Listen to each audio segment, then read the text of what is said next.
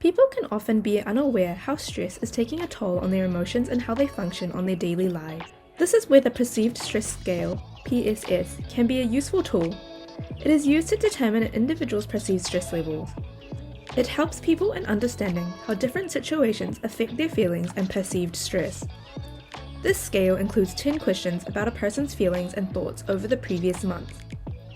Questions like, in the last month, how often have you been upset because of something that happened unexpectedly? And in the last month, how often have you felt nervous and stressed?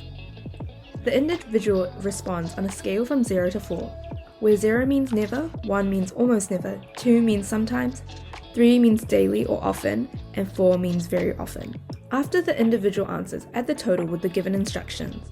The PSS score can range between 0 and 40, with higher scores indicating more stress. Here is an example of what the worksheet should look like filled out. To find our Perceived Stress Scale worksheet, go to our Carepatron platform. In our Templates section, we have a variety of templates and worksheets for you to use with your patients. You can filter or type in the keywords to find the worksheet. Thank you for watching our video at Carepatron. If you enjoyed this video, give us a like. If you would like to see more videos like these, subscribe to our Carepatron channel or click on one of our recommended videos.